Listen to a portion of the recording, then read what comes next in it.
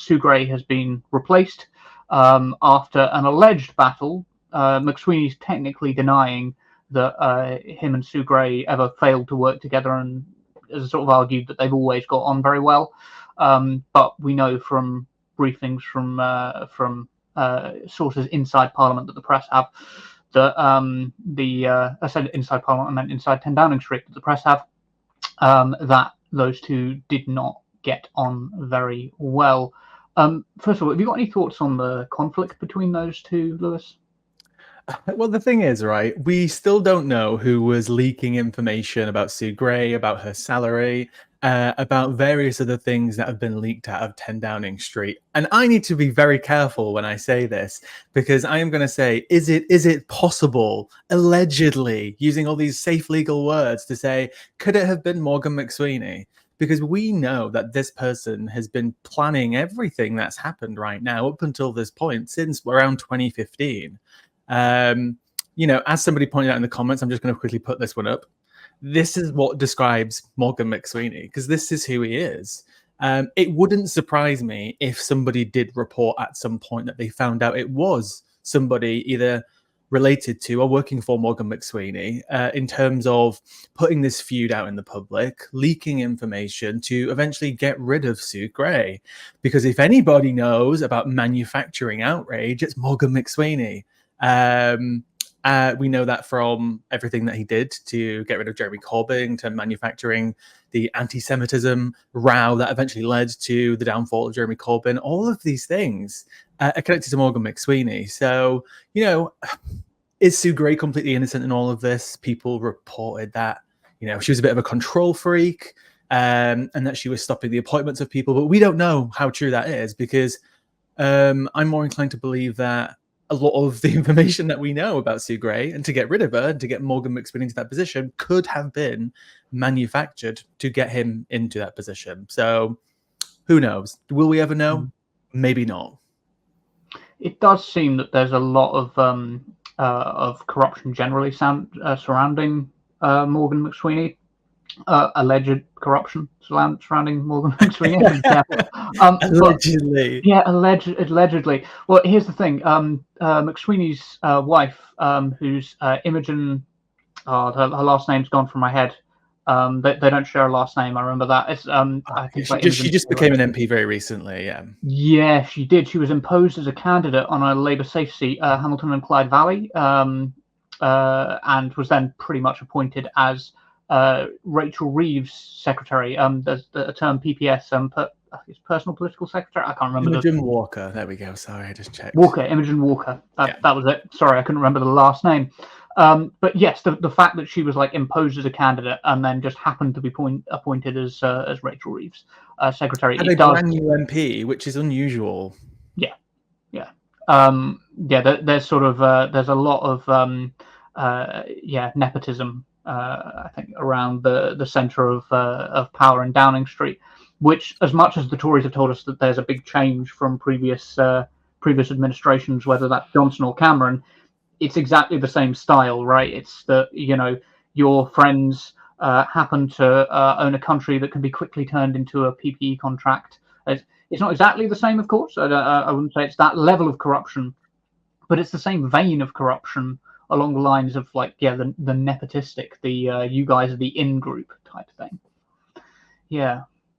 I can't remember the name of the article, but Anushka Stana recently did release an article. It's called "Corbyn Had Flown Too Close to the Sun: How Labour Insiders Battled the Left and Plotted the Party's Path Back to Power." She released that just around a month ago, and it literally lays out exactly how McSweeney has basically he rallied the right of the party, how he gathered billionaire and millionaire donors, which are also connected deeply also to the Israeli lobby, which helped fuel the anti-Semitism, manufactured anti-Semitism row under Jeremy Corbyn, which eventually got Keir Starmer into power and has eventually got him into this position. It's frustrating that there's always going to be unelected people, influencing politics behind the scenes. It's just how it is. But to this level, it's very frustrating that there is now a person who, arguably has one of the most powerful jobs in the country, has managed to wiggle his way there by all these maneuverings. It's frustrating. Why should somebody who is unelected have this much influence and this much power and be able to fly this close to the sun? But the article actually does reference Icarus and how Jeremy Corbin was Icarus and he flew too close to the sun. So maybe McSweeney is now flying too close to the sun, because when you get into that position, you make a lot of enemies. So he's now going to have to deal with that, as opposed to being a bit more behind the scenes. Yeah, I want to talk briefly about Morgan McSweeney's background, some of where he came from, because I made a note of something because I thought it was really interesting. So he worked for Mandelson's essentially propaganda machine in 1997, and from 1997 to I think it was about 2006, might be 2008. My memory fails me right now, but he focused down on local politics. And very much helped Hope Not Hate. To his credit, this isn't a criticism of him. This is an analysis of his background. He was helping Hope Not Hate drive the BNP out of local politics from about 2006-7 to 2010. And the way that he did it, and I think this is the key bit, was by outflanking them on patriotism and crime. So he made the local MPs very like they emphasised reducing crime and their patriotic values, the Labour MPs, and that sort of formed the basis of his strategy going forward. And he founded Labour Together, the think tank that everybody knows as the Blairite think tank, in 2017, and that it was around that time that he created the 3-year plan to make Starmer or someone like him PM. And he helps Starmer then beat Rebecca Long Bailey in the leadership contest. I think it is worth bearing in mind that he also ran Liz Kendall's campaign in 2015. Right? She came fourth. Exactly. So I think it was a very, very small percentage of the vote she got. She came fourth in that competition, where he was like putting forward the principles that he wanted to uphold to the Labour Party. The sort of like, we should do soft austerity, we should do austerity light. Show how hard we are by making sure that we show those people on benefits what for. And then, of course, in 2020, the operation changed. It became, how do we meet people where they're at? We just lie to the people. We just lie to the people we're trying to appeal to.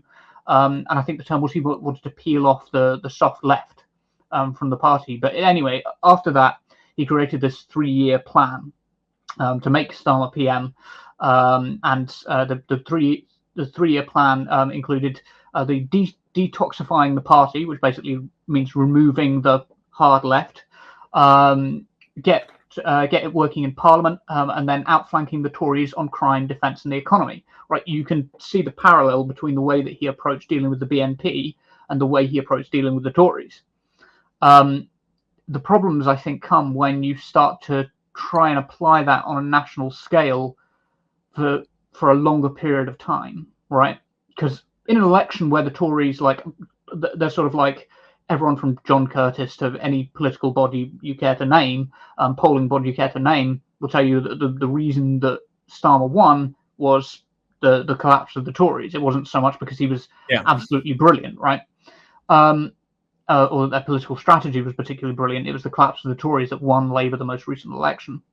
As such, of course, I do think that Morgan McSweeney has put himself in a situation where he thinks of himself as a political genius. A lot of the liberal political class, particularly the New Statesman, who I was reading earlier, think of him as just a absolute political genius.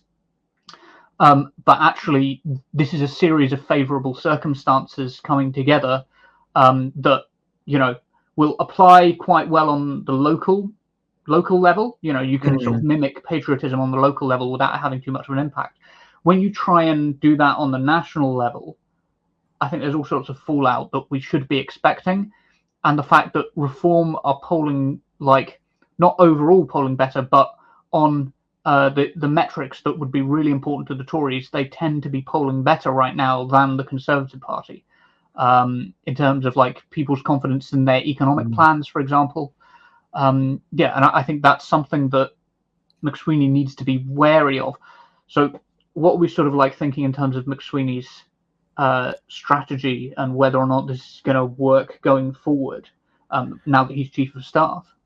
Yeah, I also completely reject this idea from the New Statesman that he's a little political genius, right? So what did they finish on again? Remind me, is it 34? It's around 34% of the vote, right? The vote share. So Jeremy Corbyn, Morgan McSweeney was, he started his whole trajectory to where he is now because he was scared that the party was taken over by the hard left just after an election where Jeremy Corbyn won 40%. So if you take that trajectory from when Morgan Sweeney was first radicalized to get Labour back to the centre, he's taken them from 40% of the vote share down to 34-ish% of the vote share, and a big part of that is on him. If you look back at the Labour campaign, they could have still kept to that centrist point, right? If they would have been just a little bit more pro-Palestine and, just let go of this like $1 to $2 billion of the two-child benefit cap, they wouldn't have seemed as bad to so many more people. And maybe they could have actually scored a decent victory. But I think it's very obvious right now that they have a very fragile majority. I don't care how, big it is under the first past the post system. It's ripe for absolute destruction at the next election, or God forbid, if another election is called again.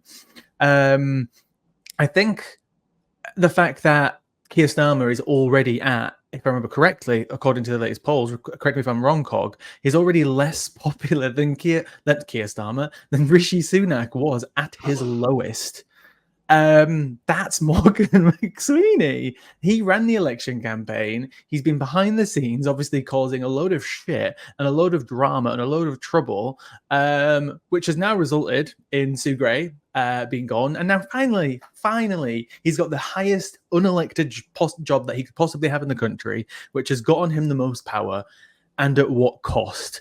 Everybody hates Labour almost more than they hate the Conservatives, and they were just in power after 14 years of austerity, of culture wars, of everything that has happened in the last 14 years. And in the space of a few months, the Labour Party are now less popular than the Conservatives. The Prime Minister is now less popular than Rishi Sunak.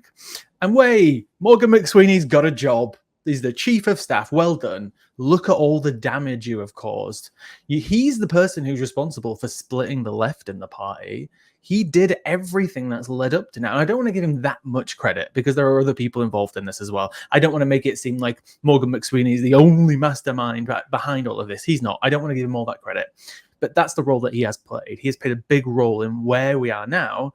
And it's all been at the cost of his own ideology, of what he thinks we should be doing. And he's unelected. It's disgusting. Do you think I'm going off? Am I going off too much? Am I giving him too much credit, Cog? I don't know. No, I don't think so. I think also the problem is with the framework from which I think Morgan McSweeney understands the world. It's not an entirely like faultless framework, and it has its uses, and he's clearly a reasonably competent political strategist on the local level. I just think when you apply it to the national level, you're instantly going to run into some problems because, of course, like on the local level particularly, the central threats are the blues and the reds, right? And on the national level, you can kind of extrapolate and see how he's got to like, oh well, it's about the blue team and the red team. And his strategy for dealing with the Conservatives was to emphasize the economy because it was Morgan McSweeney used to use a Star Wars metaphor to describe it. It's the I've forgotten the name. The reactor core to the Death Star's reactor core. Do you know what I'm referencing? I'm a massive Star Wars nerd, and I don't know why I can't recall this now. It's essentially the weak point of the Death Star. It's the weak point of the Conservatives is the fact that they've got this reputation for being really good on the economy, or had this reputation for being really good on the economy, and they don't actually have anything to back that up, because it's been, especially since Liz Truss, just a continual calamity, just a continual economic calamity, and the fact that they are that weak was what Morgan and McSweeney like heavily emphasized to Keir Starmer. And I think that was like, okay, hit them on the economy every time you want to bring up how economically incompetent they are. And it's paid off in the polling. Like, the Conservatives are massively behind in terms of economic incompetence, behind Labour, behind Reform, behind the Lib Dems, behind the Greens. Like, they are massively behind. But of course, that framework of understanding is sort of like, well, the Conservatives can only win by being seen as they currently are, right? They can't do anything like shift to the right and form a coalition with Reform that might reshape their image, or indeed Reform might become a electoral threat by 2029. And I think that both Keir Starmer and Morgan McSweeney have left us massively open to the rise of Reform, and the possibility that the hard right could become stronger throughout this, especially as they've been hitting on the, well, we need to get immigration down, and they're so easy to hit with the corruption baton. They're so obviously hypocritical. They'll hit the Tories for like their and they did hit the Tories for their corruption. But you've not only got Giftgate, you've also got the fact that Morgan McSweeney and Labour together were fined £730,000 by. Sorry, no, they weren't fined £730,000. That was the amount they failed to disclose. They failed to disclose £730,000 of donations to Labour together, and we know who the people who it came from. These donations came from were, because they were the same people who they've been coming from before. So we know it's the same guy who funds Biocom, who funds Friends of Israel. No, sorry, not Friends of Israel. We Believe in Israel, which is directed by Luke Akehurst, another person who is involved in the downfall of Jeremy Corbyn. It's frustrating that all this ties together in so many ways. Obviously, it's not just to do with like these specific lobbyists who want the world in the way that they are. There's so many other factors that go into this. But again, it's just, how can I say this? I'm fed up of people just being involved in our elections, in our policies, in our government, who are only looking out for their own interests. I feel like I'm going to mention it again, like Anush Kirstana's article. And the reason I'm bringing it up is because even though most of what's in there is old information about the people who maneuvered in the background to get Keir Starmer into power, to get Jeremy Corbyn out, all of this, but it brings it to now. It's like the extended version, right? Like Lord of the Rings has come out. Here's the extended version. Go watch a 5-hour episode of Lord of the Rings. It's like that, and it brings it all into reality, and you just realize like how even though we already know this, but you again get reminded that there are so many things outside of our vote and outside of the Labour Party membership, outside of the control of so many factors that are influencing things in the background. It just makes you want to scream inside. And these actions have led to, the split of the Labour left, which, going back to your comment about leaving it open for reform, I would tie Morgan McSweeney's actions to that split of the left, which could potentially open up a pathway for reform into the future. So in the pursuit of him getting his position of power, has potentially harmed the country in the future. Maybe. That's just speculation. We'll see. I think, I think we are speculating, but I think there's reason to believe that. Particularly as we know, in the decades after an economic crash, we know that there is a rise of the right. We know that pattern is happening around the world right now. We know that they're a threat that there's an element of like both sidesism to where the blame lies, in my opinion. Because I do think that it's very true that liberals will always side with the fascists, like Curtis and we were saying on a previous episode of the debrief. However, I do think that there's a sort of that there's also an unwillingness for the left to work with liberals, or to present them as more right wing than they actually are. It's a general tendency, of course, when it comes to Keir Starmer and when it comes to the current makeup of the Labour Party. I'm like, nope, they've made their bed. there's there's nothing you can do at that point. But I do think there's an obvious comparison with the Weimar Republic and the SPD, the Social Democrats, and the KPD, the Communist Party, like batting heads just before the election. And Morgan McSweeney in this way is comparable to the Social Democrats because, of course, he's representing the hard left as the big threat to democracy, when in a system that is set up to be right-wing, it's going to be a system that is in danger of falling off the right end of the spectrum. It's going to experience right-wing extremism far more often than it's going to experience left-wing extremism. I did have a quote from the New Statesman. Unfortunately, I didn't get an infographic for this, apologies. But I thought it was interesting. They said Labour's selection process for parliamentary candidates, which caused fierce rows within the trade union movement, was devised by McSweeney. Under the system, the party's HQ retained a tight grip on the crucial long listing stage, and to date, almost no one from the Corbynite left has made it past Starmer's Praetorian Guard. He doesn't have room for compromise with the hard left, says Forbes. He thinks they need to be eradicated from the party because they are so dangerous. It's that same thing of representing the far left as being the danger when there is a real, obvious and present danger of the far right rising, given the circumstances that we find ourselves in globally right now, right? The thing is, though, like, because Morgan McSweeney didn't like, and by the way, I like Curtis, I absolutely reject the title of hard left for anyone who's like Jeremy Corbyn, Rebecca Lombegi. They're definitely like further on the left, further than centre left, obviously, but nowhere near hard left. I don't think in any way, personally. But the issue is that they've created a party which is completely undesirable to many people who are just classic leftists, right?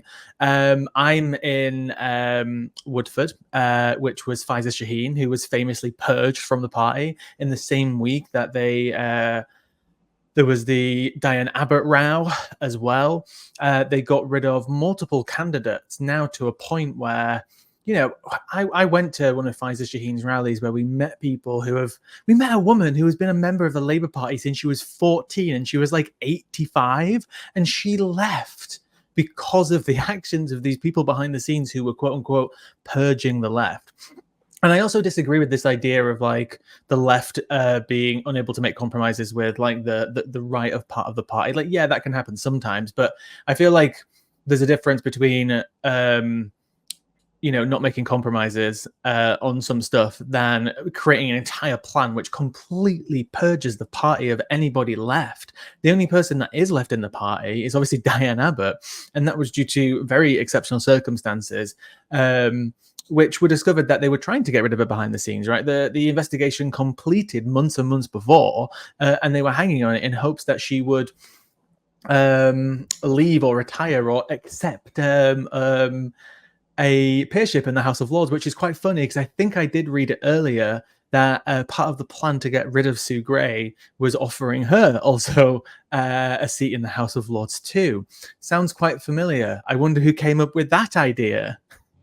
There's a pattern, right? Those people that they try and purge and they might not necessarily be able to purge, they use other incentives, which might appeal to more people on the right, as opposed to people who I think are a bit more principled on the left. We know that people who are in the left of the party might not necessarily be tempted by, being a lord in the House of Lords, right? And that's why Diane Abbott refused it. And other people have in the past too as well. Sorry, I'm going off on a different rant now. Go ahead. No. I think you're absolutely right. I think that especially when you look at who's funded Labour together, and of course, it's Morgan McSweeney's birth child. So these are the people who ideologically follow the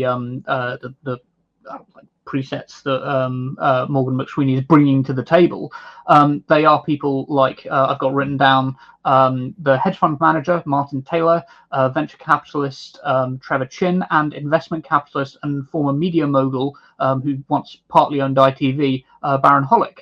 These are all people who are like within the sort of like their interests are really obvious. It's not subtle, right? These aren't people who are out for the public good. I did want to draw a comparison because I think it's a worthwhile comparison between Dominic Cummings and Morgan McSweeney. I think that both characters have been represented as political geniuses in some way by the liberal media, and they're both obviously special advisors. And with Dominic Cummings, there was a film on I think it was Channel 4. I can't exactly remember, but it was called The Uncivil War, and they had Benedict Cumberbatch. So literally got the guy who plays Sherlock to come on and play Dominic Cummings, right? They're obviously representing him as a genius, but looking back, we can kind of see how, yes, Dominic Cummings was, he had some strategic things correct, not denying that, but he was also met with very favourable circumstances for what he needed to deal with, right?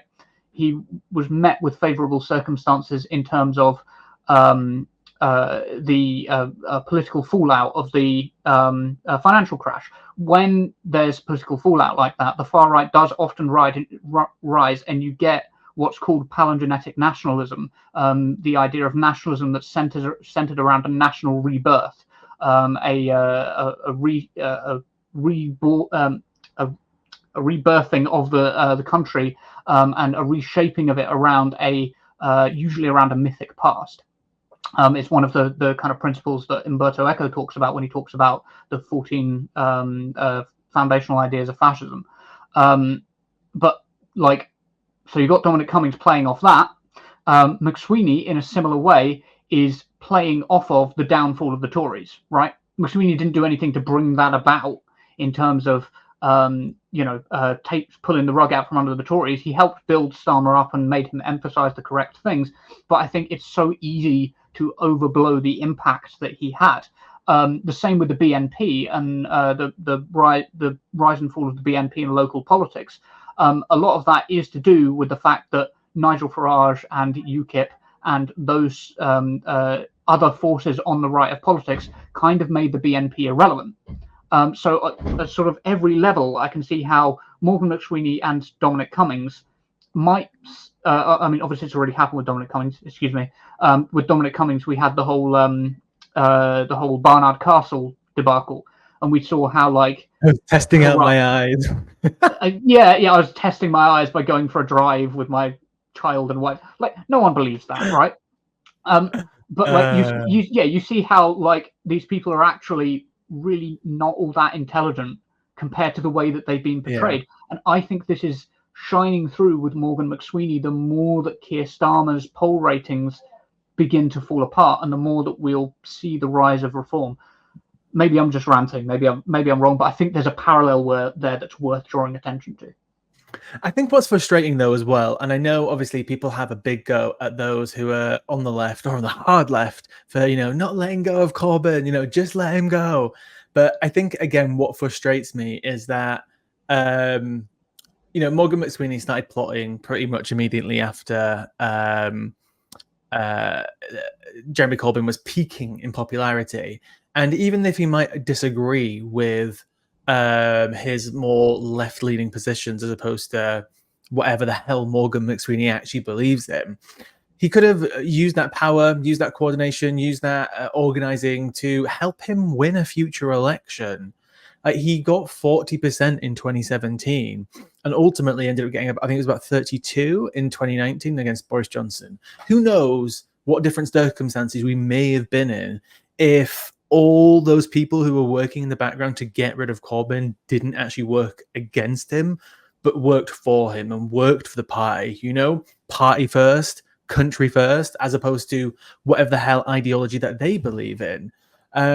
It frustrates me that we could have been in different circumstances in many different ways. And, who knows? We may have, anything else could have happened. Who knows? But it is frustrating to know that people worked against him, which ultimately damaged the party, damaged the country in many ways. Boris Johnson may have still won in 2019. Who knows? He may have never got into power. Who knows? But ultimately, the actions that got rid of Jeremy Corbyn, which damaged the Labour Party to such a point that it got one of its worst results in decades upon decades, that gave Boris Johnson the power to go ahead and do everything that he did, right? Proroguing Parliament, everything that happened through COVID, all of these actions again, can be linked in some way, potentially in some way, to the actions of the people who worked behind Jeremy Corbyn's back to get rid of him. It's frustrating that you can link it to almost anything. But again, this is me speculating. Who knows what impacts it had? But I think it's fair to say it had some impact in some way, and emboldening Boris Johnson to think, I've just won the biggest election in 100 years. I can do whatever the fuck I want. And part of that was done because Jeremy Corbyn lost so badly in 2019.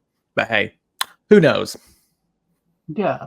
I do think it's significant that Sue Gray particularly was the one who lost her position, because I don't know if you remember, but during the whole Partygate scandal, the big thing was that Sue Gray, in terms of her Sue Gray report. Yeah, she was the one who, like, the Conservatives and the Labour politicians were all turning to go, well, I trust the integrity of Sue Gray. Like, her integrity was sort of seen as unshakable. Now, since her son, there was that sort of thing with her son being like, I think he was involved in a little bit of corruption there. I think that there's been some. What was that again? Was it a letter written to a college or something like that? What was that? Remind me again. I can't, off the top of my head, I can't remember. But the point is in a very mild way, I think since they've come to power, Sue Gray's integrity has been like shaken a little bit. Yeah. But I think the fact that she's been cast out, and Morgan McSweeney, who of course is absolutely covered in people who I would argue corrupt our politics in a way that is perfectly legal, but our system just allows for it, and they buy power and they buy their interests. Those people have been kind of brought in with Morgan McSweeney. So I do think it is this kind of the shifting out of the pretense that there was impartiality. I did want to talk about one comment in particular. I think that some of the comment section has been discussing this, and I'm actually really curious to hear what your thoughts are on it. If there is a leadership challenge, does anyone have any idea who might be throwing the gauntlet down, metaphorically speaking? That's from Jacqueline. Well, we all know that Wes Streeting is, every time I see Wes Streeting on TV, he looks like one of those dogs who are just like humping a teddy in the corner, and he just looks like an excited child with like a glimmer in his eyes. And when you look into his eyes, what it says is Prime Minister. I don't know why, but every time I see him talking, I see him thinking about how will this look in the future, because I feel like he's aware of how many things can be thrown back in your face, that every time he's answering a question, he's not even answering it for the present or the past, he's answering it for the future, because I think he's already got his eye on that seat. I really, really do. In terms of, this is where my expertise anyway comes down, in terms of who else is behind the scenes as a part of the power plays. Obviously, the people who put Keir Starmer in power would have a favourite. I don't know who that favourite would be. This is the type of stuff that Curtis and Helena would be really good at answering, more than myself. I have no idea at all. I wonder if anybody in the comments, 100% Weasel Strecken. Yes, I'm so annoyed that Wes Street. I'm next to his constituency. Is he North Ilford or South Ilford? North, I think, because I'm next to him in Woodford, and he almost lost by 500 votes to, what was her name again? Leanne Mohammed, I think her name was. She almost took out Wes Streeting by 500 votes. I would have been so happy that night when we were here at my flat filming a, whatever it was, 16-hour election coverage. If Wes Streeting would have been kicked out that night, that would have been beautiful. However, we didn't get it. I don't really know who else in the background is part of that power structure. I know I think Lisa Nandy's been involved in it before, but a lot of people don't like her. I really, really, really don't know. The inner workings of those Labour power structures is very much in the remit of Curtis and Helena. So I have got absolutely no idea who would be next in line. Definitely not Angela Rayner. Absolutely not. They'd get rid of her in a second if they could. She's like too lefty for them in any way. Rachel Reeves, Mark thinks, maybe.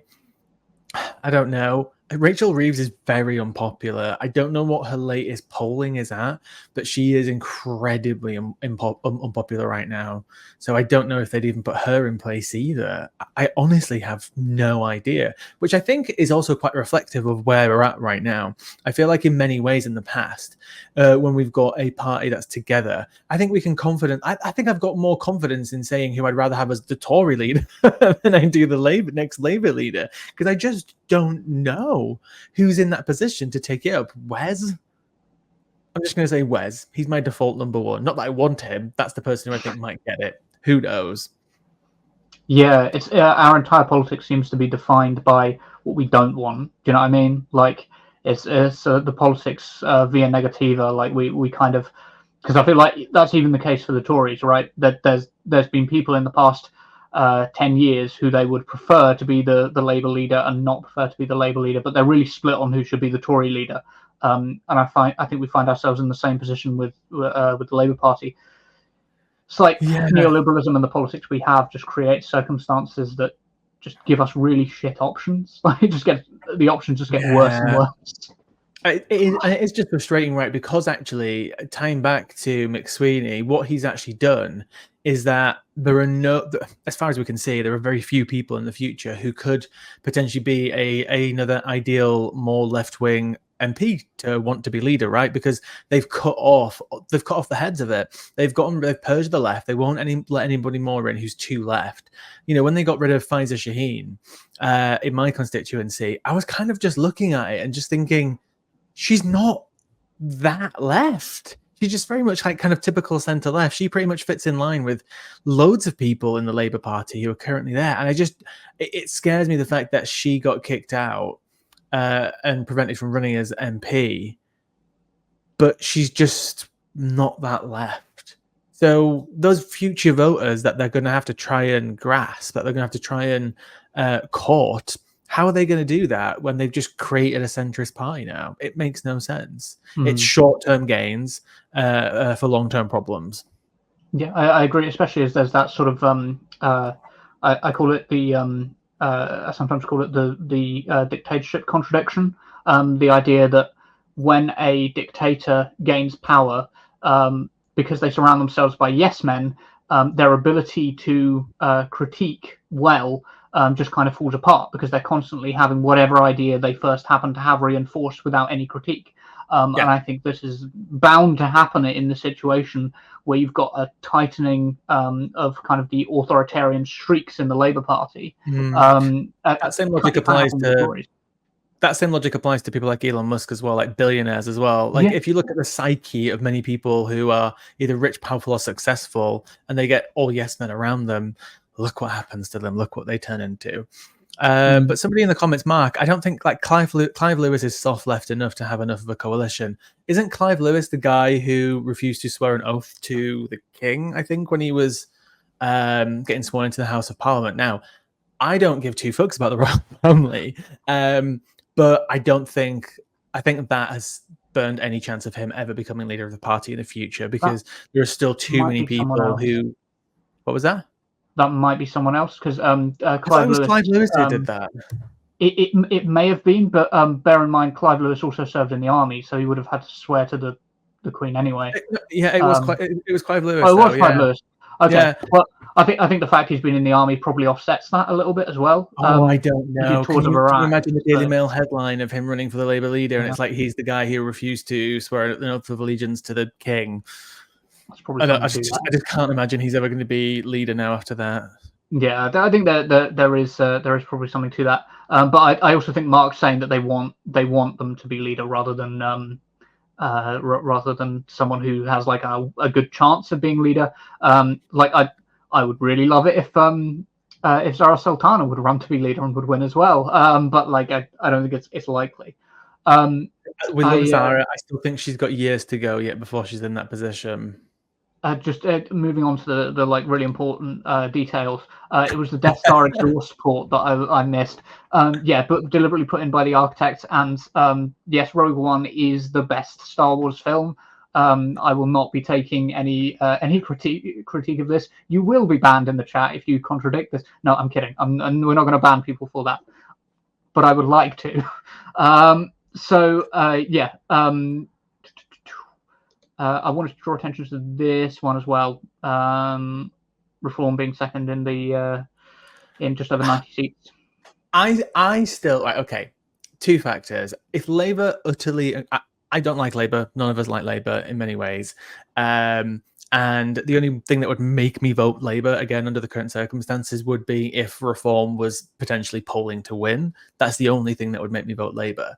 However, if we talk about people who vote Reform, the vast majority of it is I'm voting for Nigel.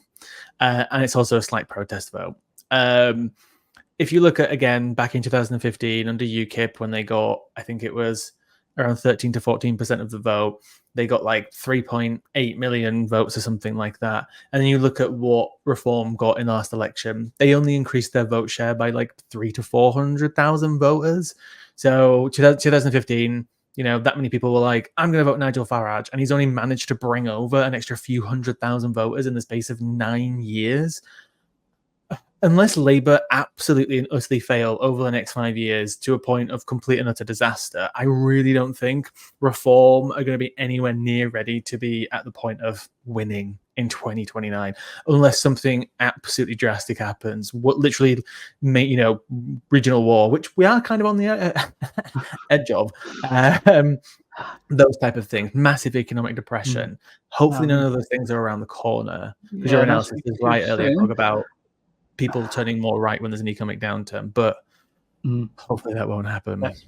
Well, this is the thing. I think we've got to be careful because Reform coming in second, it's not necessarily that they will win power, but that they will have the influence to be able to shape the policy of the parties that are more likely to get into power, whether that be Labour or the Conservatives, right? Because the Conservatives have an open strategy of just being like, well, will you stand your candidates down? That was what happened with David Cameron and the referendum, the Brexit referendum. Was he was like, okay, well, we'll stand our candidates down, and I think it happened again in 2017. They agreed to Reform's terms. They shifted to the right, and they agreed to stand their candidates down. Did I say 2017? I think I meant 2019. They agreed to stand their candidates down in order to make way for the Conservatives, and the Conservatives in turn adopted their policy. I think this is the danger with Reform. It's not the actual votes that they get. It's how they can weaponize those votes to turn our politics further and further to the right.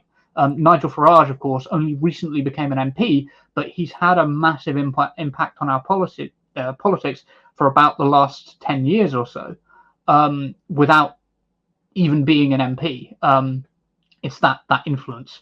The Reform have a ceiling. Yeah, I'd agree. Reform have a ceiling, but the problem is they can do a lot. If you've got control of the bottom floor of a building and you're a demolition expert, you can do a lot to influence the people in the flat above you make sure that they're paying their council tax, right? I think what frustrates me about this whole conversation, and I was actually talking on a TikTok live the other day about this example, is that if you look at the people who, the biggest problem is obviously asylum seekers, people coming over on the boats. And then if you get into that conversation, we can talk about how a lot of those people are coming from countries which have been destabilized through war, a lot of it mostly connected to interventionist wars and conflicts, either fueled directly by the West or proxied by the West. Syria, Afghanistan, all of these issues.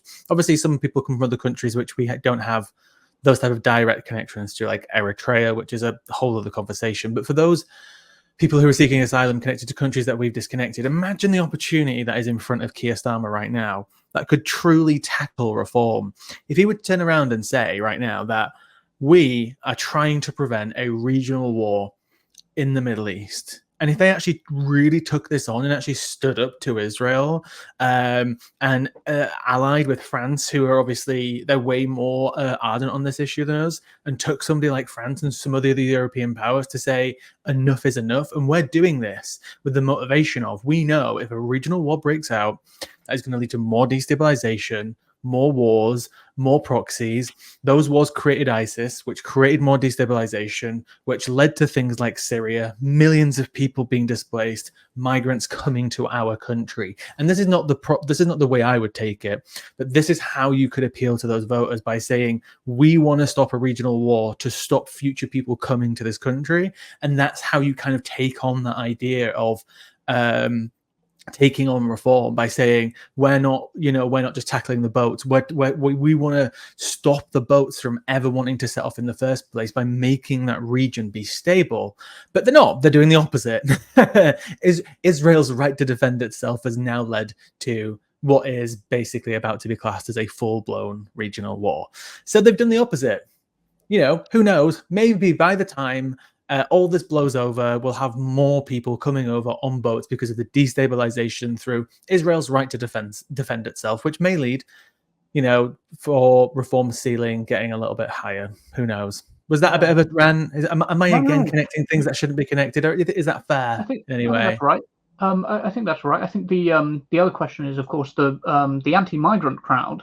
One group of people, you're right, who won't be happy with those wider regional war blowing up in that region.